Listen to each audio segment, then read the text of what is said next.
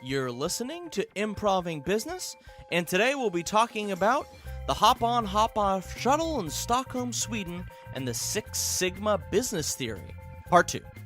This is Brandon. And this is Rick. Hello. How you doing today? Great.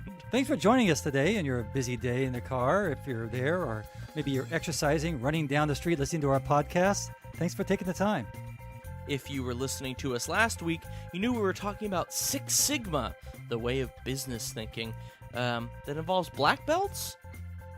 Well, I know they came up with this program of black belts and white belts, and then I was reading in the book that there's now yellow belts, and some of the traditional Six Sigma people are pretty upset with there being yellow belts. Oh, no. Well, I was really upset that I was only a yellow belt when I was doing martial arts and not an orange belt. Really? You didn't make it to a green belt? I don't know. Maybe I did. Yeah. You may be thinking of Devin because he kept with it a lot longer than I did. Well, he's a black belt, yeah. He's a fighter. Yeah. And I'm Well, remember a we lover? learned, because we were taking Jeet-Kune-Do, which was Bruce Lee style, is that he among said, other things. Yeah, he said that belts are only good for keeping the pants up, and that we didn't have an Italian accent. Yeah, that was a little bit of an Italian accent. But also, the way the belts worked, from what I remember, is that they were all white, and then over time they would get dirty and turn black. And so as you studied longer and longer and longer, it automatically turned black because of all the experience you got. Because everyone studies martial arts in a coal factory, little known fact. A factory that makes coal. Right. That's right. If you jump inside those little carts, you're cheating. Yeah, you're cheating. You're not allowed. So following up on last week, we'll be talking today about using the experience of the hop-on, hop-off experience in Stockholm, which is a bus that you what hop an on experience. and hop off, in Stockholm, Sweden, in light of the Six Sigma organizational quality system made famous by General Electric's Jack Welch. And this system helped companies run better while focusing on the customer. That's a big point for Six Sigma, is focusing on the customer. Right.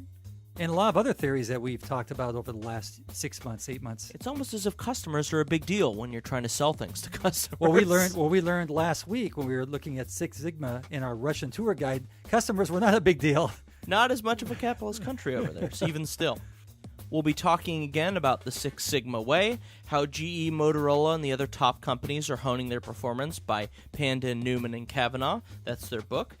And this will be the second of the 3 series that we're doing on Six Sigma. Last week was the Sigma Roadmap, where we talked about sort of setting up changes. This week is the Six Sigma implementation, implementing those changes.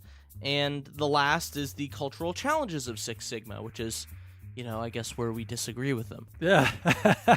This is kind of a trilogy, right? Yeah, this is. So we need like a Gandalf person. Yeah, or a Darth Vader person.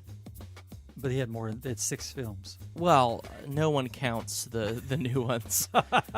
Those have been erased, and now we're going back to restarting with Disney, just starting afterwards. But before we get into our theory today, we're going to be talking about 2 things that have been going on in our lives. And if you've been following our podcast, we had given some advice on how to buy a house and how to buy or lease a car. And if you missed those, go back a few episodes. I don't know how many, 3 or 4 episodes Something ago. like that. And you can listen to those things and pick up some tips. But at the same time, Brandon, Devin, my wife Judy, and me were going in together to buy a house in Pasadena.